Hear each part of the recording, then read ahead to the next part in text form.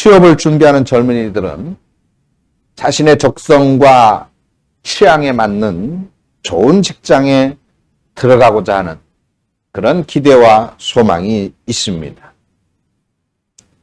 또 결혼 정년기에 있는 젊은이들은 당연히 좋은 배우자를 만나서 행복한 가정을 이루고자 하는 그런 간절한 기대와 소망이 있죠.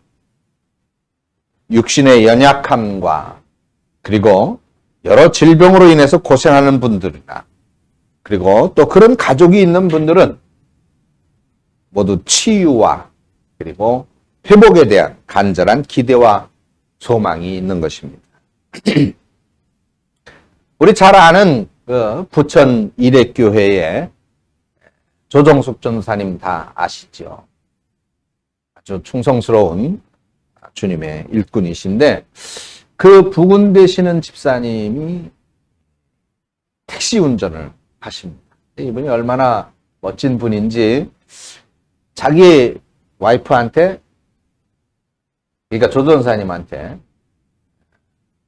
승용차를 선물을 해주신 승용차를 사서 아주 멋진 분이시고 충성하시는 분인데 이분은 직업이 택시를 운전하시는 분. 이런 분들 같은 경우는 소망이 무엇이겠습니까?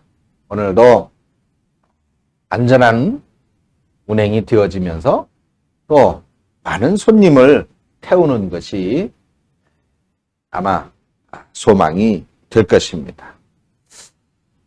제가 한번 묻겠습니다. 여러분들이 그렇게 갈급해하고 갈망하는 그런 기대와 소망, 그것이 여러분들의 삶에 진정한 의미가 되고 목적이 되고 정말 여러분들 삶의 전부가 되고 있나요? 여러분들의 생명과도 바꿀 수 있을 만큼 그렇게 정말 소중한 가치가 있는 것일까요? 6.25 전쟁 때랍니다.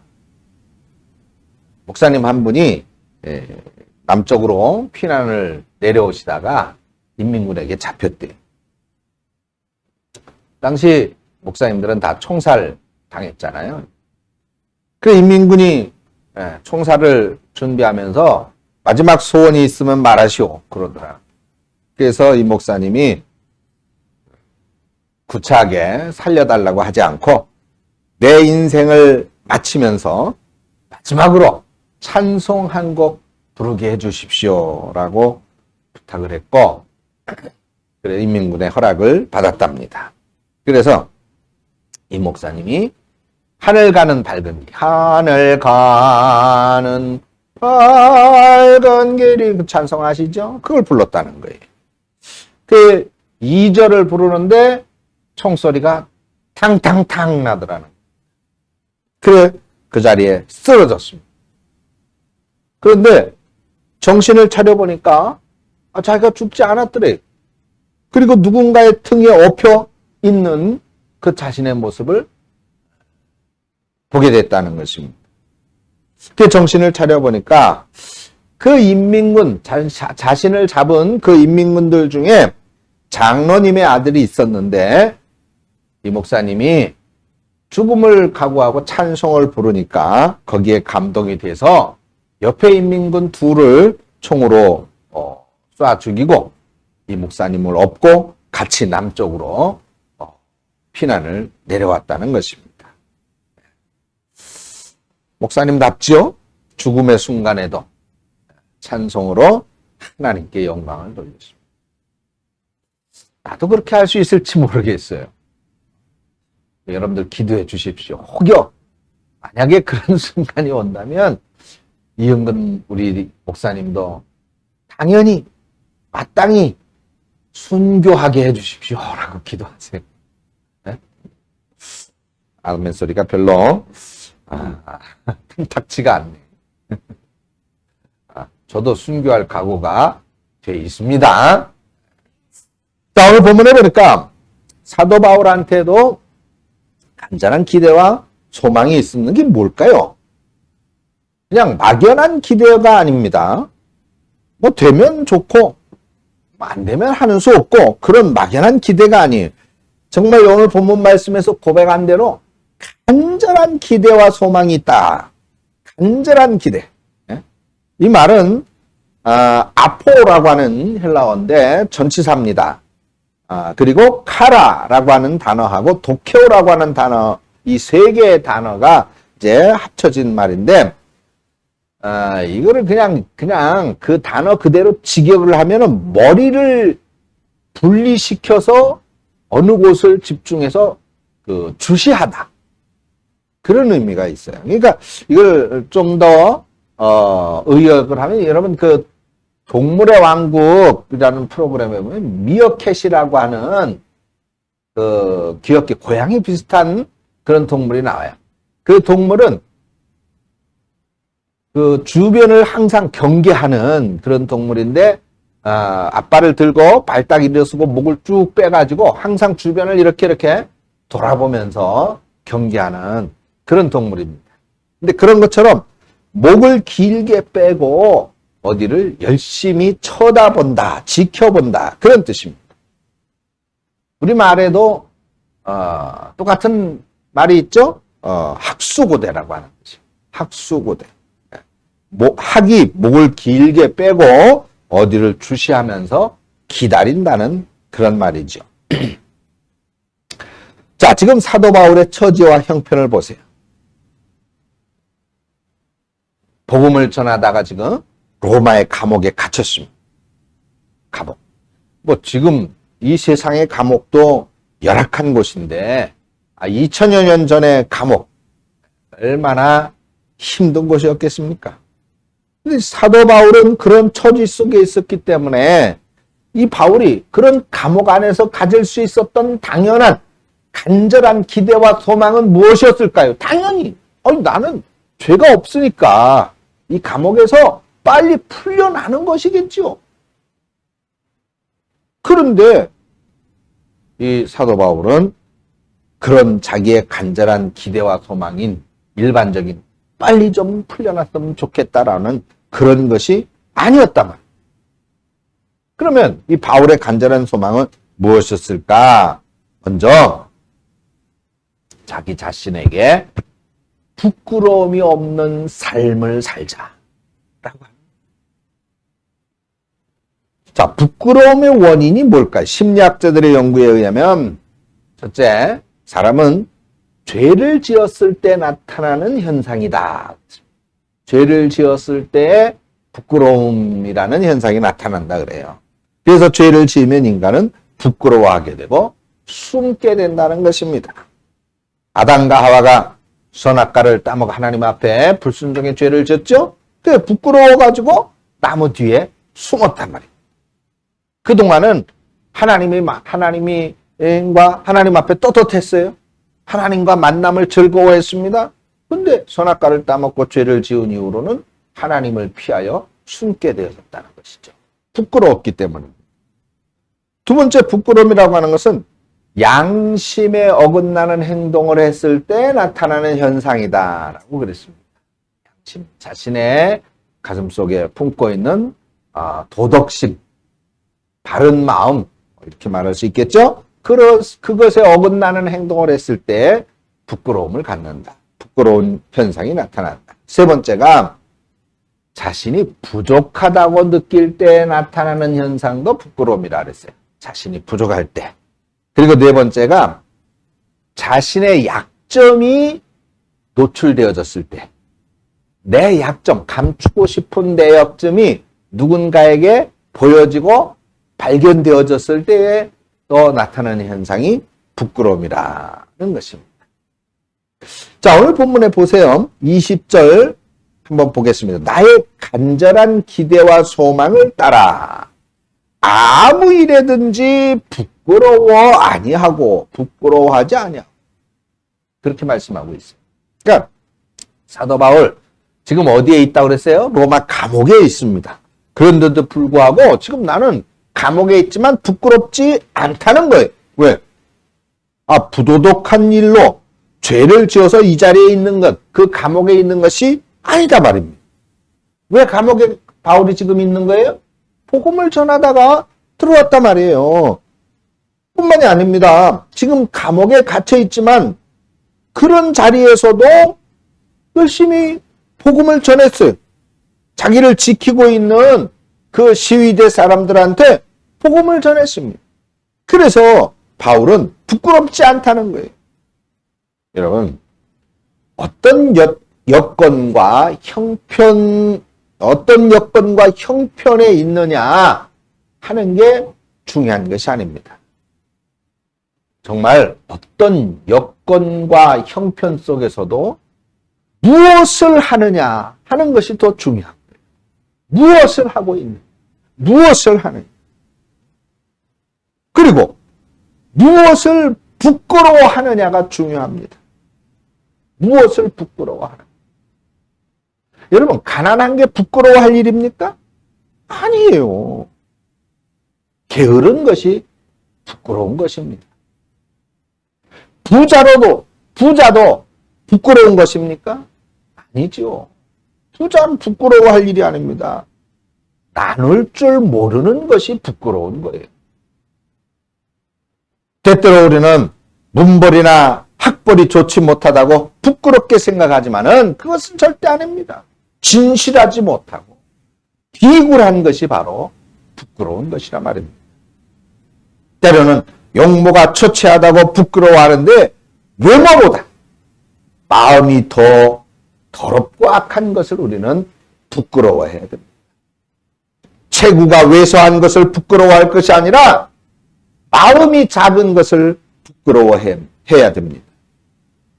우리는 무엇을 부끄러워하고 무엇을 자랑하고 있습니까? 부정한 출세, 부정한 재물이 부끄러운 것입니다. 게으름과 충성하지 않음이 부끄러운 것입니다. 어려워도 믿음으로 사는 것이 자랑스러운 일이고 힘들어도 진실하게 사는 것이 부끄럽지 않은 것이다 라고 하는 겁니다. 그렇지만 주님이라는 기도가 있습니다. 제가 읽어드리겠습니다. 주님 말하라고 하신 그대로 말을 하겠습니다. 그렇지만 장사할 때만은 예외로 봐주십시오. 주님이 가라고 하시는 대로 가겠습니다. 그렇지만 교회만큼은 매주 가라고 하지 마십시오. 주님이 바치라고 하시는 대로 바치겠습니다. 그렇지만 최면 유지하는 정도로만 할 수 있게 해주십시오. 주님이 지라고 하시는 십자가를 지겠습니다. 그렇지만 나 대신 짐꾼을 사서 대신 저도 되게 해주십시오. 주님이 사랑하시는 대로 사랑하겠습니다. 그렇지만 지금 당장 하라고 말씀하지 마시고 내일로 미루어도 되게 해주십시오. 네, 이것은 사실 우리의 부끄러운 신앙의 모습을 그대로 보여주는 우리의 이야기, 나의 이야기일 것입니다. 우리나라 민족시인 윤동주가 있습니다. 그분이 1943년 7월 일본에서 사상범으로 체포가 됐습니다. 후쿠오카 형무소에서 1년 7개월 동안 형무소 살이를 했습니다. 그러다가 안타깝게 해방을 보지 못하고 1945년 2월에 이 감옥에서 돌아가셨는데 그 윤동주를 감시하던 간수, 형무소의 간수의 기록에 이런 기록이 있다 그래요. 윤동주는 고향 집의 편지에서 차입한 신약 성경을 오늘도 읽고 있다. 그는 날마다 이 책에 빠져 있다라고 적었습니다. 그때 이분은 아마 이 윤동주 시인은 자기가 이미 1941년도에 쓴 서시라고 하는 그 시를 되뇌이고 있었을지 모르겠습니다. 그 서시, 윤동주의 서시 다 잘 아시죠?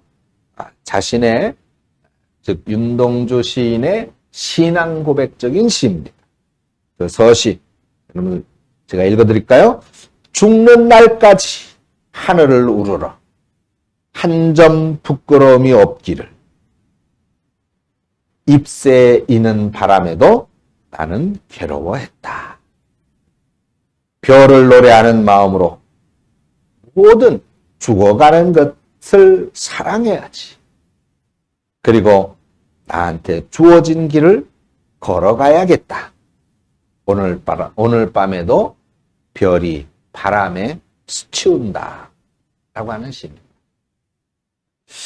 아마 이 윤동주 시인은 이 시를 읽고 또 읽고 하면서 정말 마지막까지 부끄러움 없는 삶을 살기 위해서 노력하고 했었을 것입니다.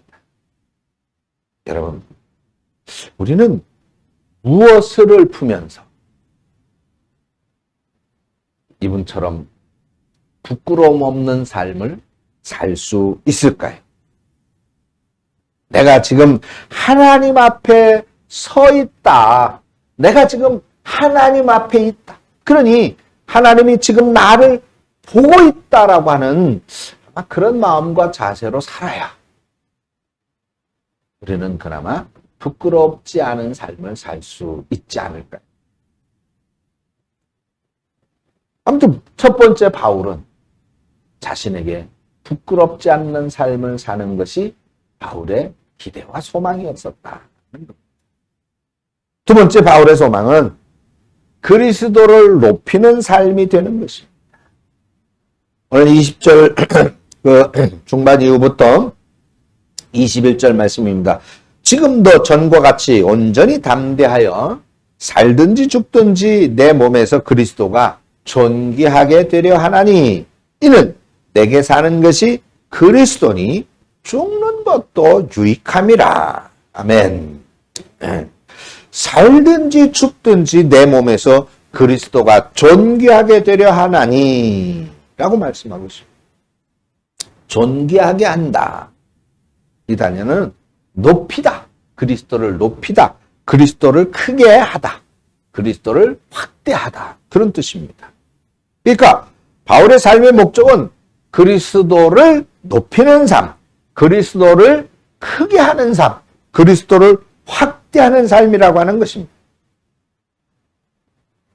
여러분, 어떤 사람이 위대한 사람입니까? 목적이 분명한 삶을 사는 사람입니다. 그것도 내가 바라고 내가 추구하는 목적이 아니라 주님께서 나에게 주신 목적을 추구하면서 살아가는 사람일 것입니다. 사도 바울을 보세요. 그는 주님을 만나기 전에는 늘 자기중심적으로 살았어요. 자기 생각이 우선이었습니다. 율법을 지나치게 믿었고, 그래서 그 율법에 반하는 사람들을 처단하는 일에 앞장섰지 않았습니까? 그러던 중 다메섹 지방에 율법에 반하는 사람들이 있다는 소식을 듣고 대제사장의 허락을 받아가지고 믿는 사람들을 잡으러 가던 중입니다. 그때 주님을 만났어요. 그가 땅에 쓰러집니다. 그 바울을 쓰러진 사울을 바라보면서 주님께서 말씀했죠. 야, 너 왜 나를 핍박하느냐? 나를 왜 박해하느냐? 너 그렇게 살지 말. 그럼 내가 어떻게 살기를 바라십니까? 주님이 그 바울에게 새로운 목적을 주셨습니다. 가라. 너는 내 이름을 이방인과 임금들과 이스라엘 자손에게 전하기 위하여 택한 나의 그릇이다. 사도행전 9장 15절의 말씀. 그래 바울은 그때부터 주님께서 자기에게 주신 이 인생의 목적, 오직 이것만을 향해서 달려간 것입니다. 주님을 증거하는 일, 주님을 높이는 일, 주님을 크게 하는 일, 오직 이 일을 위해서 자신의 생명까지도 내놓았던 것입니다. 우리가 잘 부르는 복음 찬양이 있죠. 여러분들 아시는 분 잘 아실 것입니다. 나 주님의 기쁨 되기 원하 라는 찬양입니다.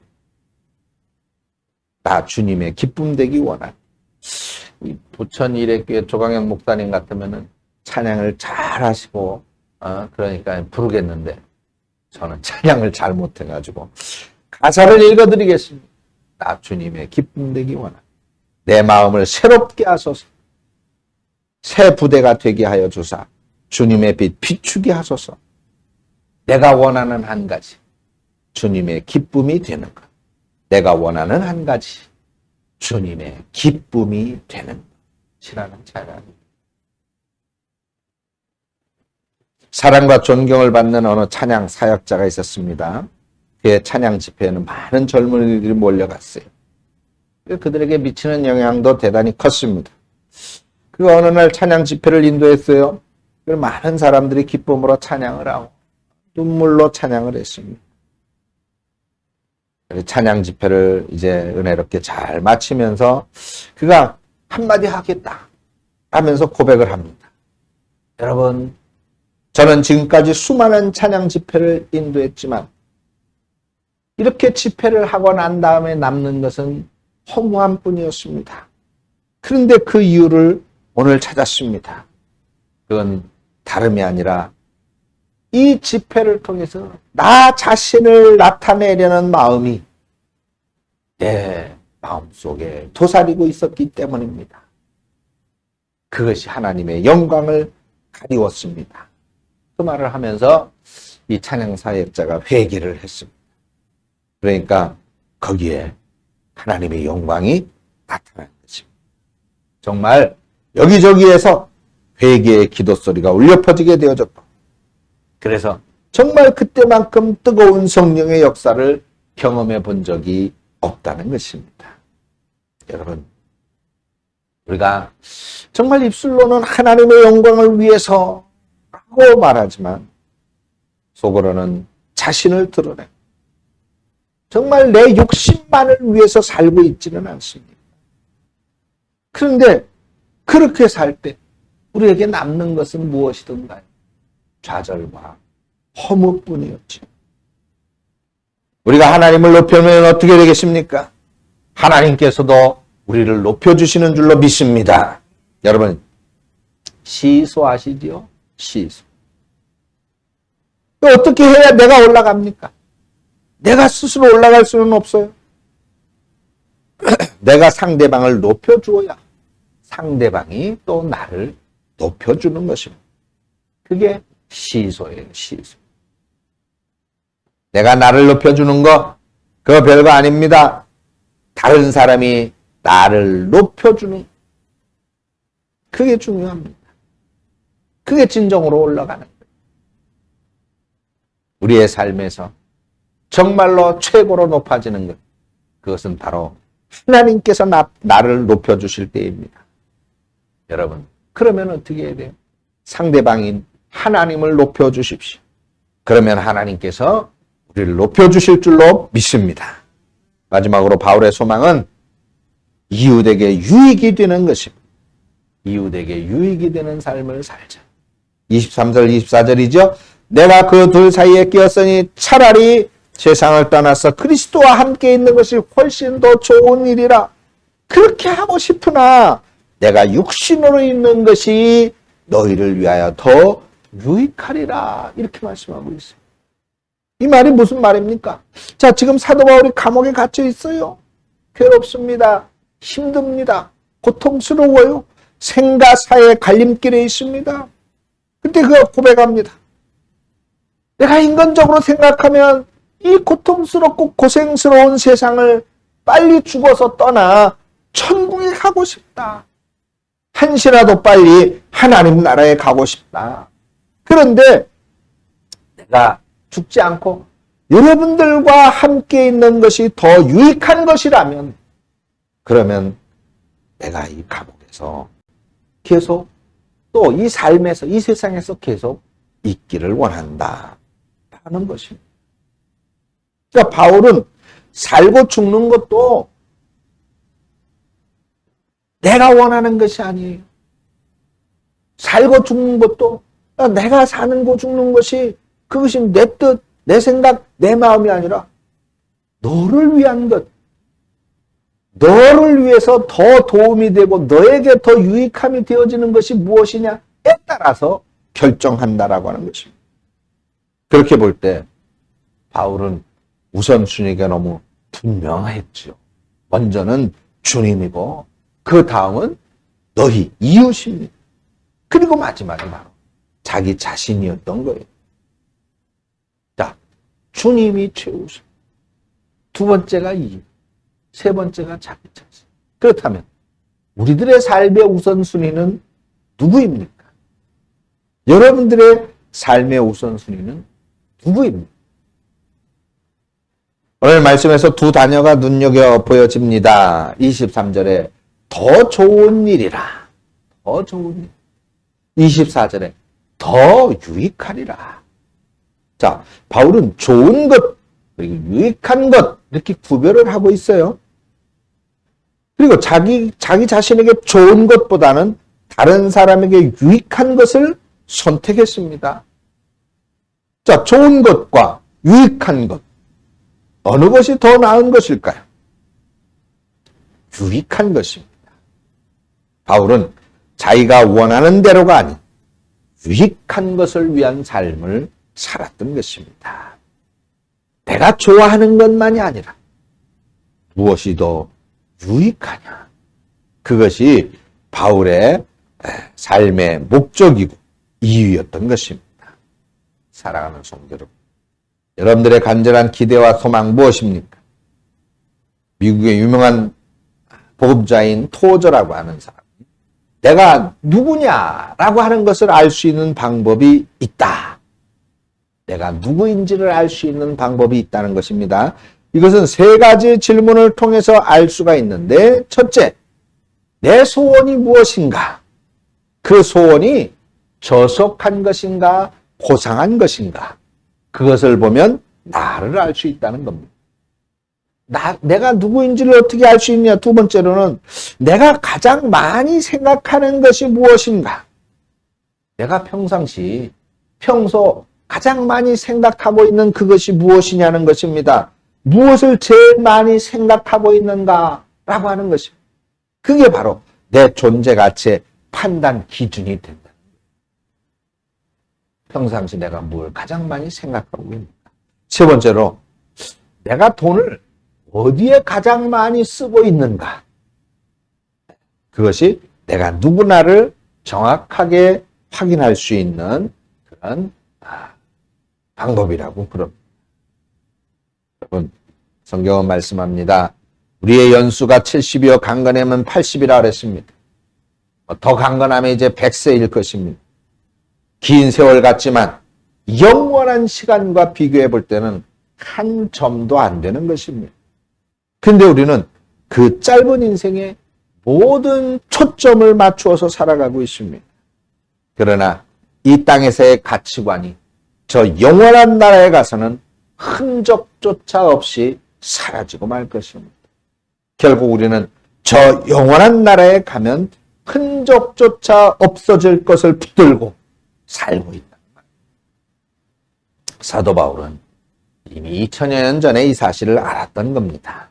그래서 저 영원한 가치관에 따라 인생을 살았던 것이죠. 사도 바울은 그가 비록 감옥에 갇혀 있어도 그런 간절한 기대와 소망이 있었습니다. 어떤 것이라고요? 저는 자신에게 부끄러움 없는 삶이, 또 주님을 높이는 삶이, 그리고 이웃에게는 유익한 삶. 이제 사랑하는 성도 여러분, 우리 성도 여러분들, 이런 사실을 알았으니 이런 아름다운 삶을 살아서 별과 같이 빛나는 복된 인생들이 되어지시기를 주님의 이름으로 축원합니다. 기도하겠습니다. 좋으시고 고마우신 하나님, 세상에 썩어질 것을 바라보며 그것의 연연에 안절부절하는 삶이 초라한 우리의 모습임을 고백합니다. 주님, 조금만 눈을 들어 위를 보는 삶이 되게 하여 주시옵소서. 바울과 같이 영원한 가치가 있는 하나님의 나라를 바라보게 하시고 하늘의 신령한 은혜를 사모하게 하시고, 그래서 정녕 바울처럼 주님을 높이는 삶, 주님을 크게 하는 삶, 주님을 확대하는 삶, 그리고 이웃을 사랑하며 유익하게 하는 삶, 그런 삶을 살아 정말 하나님의 별과 같이 빛나는 우리 성도들의 아름다운 삶이 되어질 수 있도록 인도하여 주시옵소서. 예수님의 이름으로 기도합니다. 아멘. 찬송